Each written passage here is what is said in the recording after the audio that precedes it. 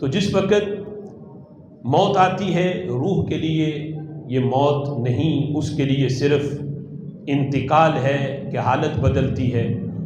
لیکن موت کا جسم کے ساتھ یعنی روح کا جسم کے ساتھ موت کے بعد بھی رابطہ رہتا ہے، اور وہ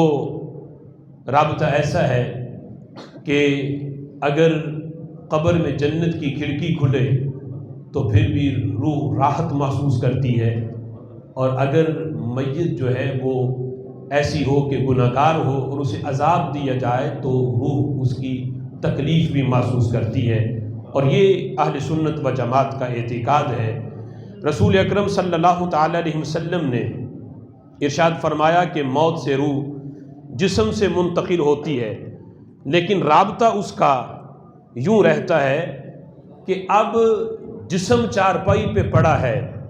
پہلے جب روح اس کے اندر قید تھی تو بندہ حرکت کرتا تھا، اپنی مرضی سے ہاتھ ہلاتا تھا، اب جس وقت موت آئی تو جسم کے ساتھ اس روح کا رابطہ ہے، رابطہ یوں ہے کہ اب تصرف نہیں کر سکتا، اب اٹھ کے بیٹھ نہیں سکتا، ہاتھ ہلا نہیں سکتا، کلام کر نہیں سکتا، لیکن ادراک اب بھی اس کو ہے، کون پاس بیٹھا ہے، کون رو رہا ہے، کون غسل دینے لگا ہے، کون کفن پہنا رہا ہے، کون قبر میں اتار رہا ہے، اگرچہ انہیں ہاتھ ہلا کے یا بول کے کچھ کہہ نہیں سکتا، اس لیے کہ روح اب جسم سے نکل چکی ہے، لیکن جسم کے ساتھ روح کا رابطہ ایسا ہے کہ جسم تصرف تو نہیں کرے گا لیکن جسم اس کا ادراک ضرور کرے گا۔ اور اس کو رسول اکرم صلی اللہ تعالی علیہ وسلم نے اپنی حدیث میں بیان کیا، ان المیت یعرف من یغسل ومن یحملہ، فرمایا میت اگرچہ تمہارے سامنے چارپائی پہ پڑی ہے اور تم سمجھ رہے ہو یہ بے جان ہے، اگرچہ تصرف نہیں لیکن ادراک پھر بھی ہے، فرمایا میت جانتی ہے، پہچان رہی ہوتی ہے کون اسے غسل دے رہا ہے، کون اسے کفن پہنا رہا ہے، کون اس کا جنازہ اٹھا رہا ہے، اور کون اس کو پکڑ کے قبر میں اتار رہا ہے، میت کو اس کا ادراک ہے، لیکن چونکہ موت بھی اس کے اوپر طاری ہے، اس لمحے اس کا تصرف نہیں کہ وہ اپنے اعضاء کو حرکت نہیں دے سکتا، لیکن روح کا جسم کے ساتھ اس طرح کا اتصال ہے۔ آج کچھ لوگ اس وجہ سے گمراہ ہوئے کہ انہوں نے برزخی معاملات کو دنیا کے معاملات پر قیاس کیا۔ آج جس وقت ہم کہتے ہیں کہ اللہ کے اولیاء زندہ ہیں، وہ سنتے ہیں، مدد کرتے ہیں، تو لوگ کہتے ہیں کہ دیکھو وہ ولی کے جو کپڑے بھی خود نہیں اتار سکا مرنے کے بعد، اس کے جسم سے کپڑے بھی تم نے خود اتارے، وہ خود نہا بھی نہیں سکا، اس کو غسل بھی تم نے دیا، وہ قبر میں بھی خود نہیں گیا، 4 بندوں نے پکڑ کے اتارا، تو جو بندہ خود کچھ نہیں کر سکتا وہ قبر میں جا کے تمہاری مدد کیسے کرے گا؟ یعنی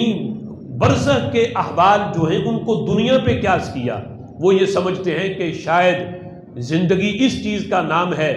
کہ اعضاء کا حرکت کرنا، اور جسم حرکت کرے، گفتگو کرے، ہاتھ ہلے، بندہ جو ہے وہ ظاہر دیکھ رہا ہو، تو یہ زندگی ہے۔ انہوں نے برزخی حیات کو دنیا کی حیات پہ قیاس کیا، یہ سبب بنا ان کی گمراہی کا، اور کہتے ہیں کہ تم کہتے ہو کہ مردہ جو ہے وہ قبر میں اٹھ کے بیٹھتا ہے، تو یہ کس طرح ہو سکتا ہے کہ اگر قبر کی چھت ہی اتنی نیچے ہو کہ بیٹھنے کی جگہ ہی نہ ہو، پھر بتاؤ وہ کس طرح بیٹھے گا؟ یا یہ ہے کہ ایک بندہ لیٹا ہو اور جس طرح لیٹے ہوئے بندے کے کپڑوں کی جو صورتحال ہوتی ہے، اگر وہ اٹھ کے بیٹھے تو کپڑے کو تھوڑی بہت کھینچ لگے گی، اور اگر تجربہ کر لو ایک بندے کو تم قبر میں دفن کرو، جس طرح تم نے اس کا کفن رکھا ہے، اگر وہ اٹھ کے بیٹھا ہے تھوڑی دیر کے بعد قبر کھود کے دیکھو وہ جس طرح لیٹا تھا، تم نے لٹایا تھا ویسے ہی لیٹا ہوا ہے، یعنی اس کے کپڑے کی صورتحال بھی نہیں بتا رہی ہوتی کہ یہ بندہ اٹھ کے بیٹھا ہے، تو کس طرح پھر ممکن ہے کہ وہ بندہ جو ہے وہ قبر میں بیٹھے؟ یعنی یہاں پر بھی اپنی عقل کے گھوڑے دوڑا کر انہوں نے صحیح احادیث کا انکار کیا۔ یہ تو میرے محبوب علیہ الصلوۃ والسلام کا فرمان ہے کہ جس وقت تم قبر میں میت کو دفن کرتے ہو، فرمایا یاتی مالکان، قبر میں 2 فرشتے آتے ہیں، یجلسان جو آ کے میت کو بٹھاتے ہیں، فیجلسو یہ نہیں کہ وہ بٹھاتے رہتے ہیں اور وہ بیٹھ ہی نہیں سکتا، وہ جسم بالکل اکڑا ہوا ہے، میرے آقا فرماتے ہیں فیجلسو وہ بیٹھ بھی جاتا ہے، بیٹھتا ہے۔ اور جو مومن ہو، جو کافر ہے، گناہگار ہے، اس نے تو فرشتوں کو دیکھ کے اتنی ان کی ہولناک شکلیں، وہ تو ویسے ہی گھبرا جائے گا، لیکن میرے آقا فرماتے ہیں مومن پہ کوئی گھبراہٹ نہیں ہوگی۔ فرشتے جب آ کے اسے بٹھاتے ہیں، فیجلسو وہ بیٹھتا ہے بڑا مطمئن ہو کے۔ کس طرح؟ فرمایا یمسح عینیہ اپنی آنکھیں ملتے ہوئے اٹھتا ہے، جس طرح ماں محبت سے بیٹے کو نیند سے بیدار کرے اور بیٹا اٹھ کے جب آنکھیں ملتا ملتا نیند میں اٹھ کے بیٹھ جائے، فرمایا یوں وہ بندہ آنکھیں ملتا ہوا اٹھ کے بیٹھتا ہے، اور قبر میں جس وقت وہ دیکھتا ہے کہ یوں اسے محسوس ہوتا ہے جیسے عصر کی نماز کا وقت بالکل تھوڑا رہ گیا، تو وہ فرشتے آ کے پوچھتے ہیں من ربو کا، تو وہ بندہ کہتا ہے ٹھہرو تمہارے سوالوں کا جواب بعد میں دوں گا، یہ دیکھو عصر کا ٹائم جا رہا ہے، پہلے مجھے نماز پڑھ لینے دو۔ اب یہ تو باقاعدہ حدیث میں ہے اور صحیح حدیث میں ہے، اگر یعنی یوں ہوتا کہ بندہ مر گیا، مٹی سے مٹی ہو گیا، تو پھر فرشتوں کے آنے کا مطلب کیا ہے اور آ کے سوالات پوچھنے کا مطلب کیا ہے؟ یہ حدیث بتاتی ہے کہ موت کا اس کے اوپر ایک لمحے کے لیے وہ وقت طاری ہوا ہے، لیکن جب قبر میں پہنچا رب ذوالجلال نے دوبارہ روح کو اس کے بدن میں لوٹا دیا۔ اب یہ جو بدن میں روح آئی ہے، اس کی کیفیت اور جو زندگی میں اس کے بدن میں روح تھی، اس کی کیفیت اور تھی۔ جب دنیا میں بدن کے اندر روح تھی تو اس روح کو سانس لینے کے لیے ہوا کی ضرورت تھی، اسے زندہ رہنے کے لیے کھانے کی ضرورت تھی، پینے کی ضرورت تھی۔ اب جو قبر میں جسم میں لوٹی ہے،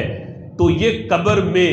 جہاں ایک سوئی کے ناکے کے برابر بھی سوراخ نہیں، ہوا کا جہاں تصور بھی نہیں، لیکن یہ والا بدن قبر میں بھی زندہ رہ سکتا ہے۔ یہ بدن اس قبر کے ماحول میں بغیر خوراک کے اس کے اندر روح موجود رہ سکتی ہے، اس لیے کہ دنیا کے معاملات اور ہیں، برزخ کا جہاں اور ہے۔ برزخ کے معاملات کو دنیا کے معاملات پر قیاس نہیں کیا جا سکتا۔ اس انداز میں جس وقت دونوں کو الگ الگ تصور کر کے سوچو گے، پھر گمراہی نہیں آئے گی، پھر یقیناً عقیدہ اہل سنت سمجھ میں آ جائے گا۔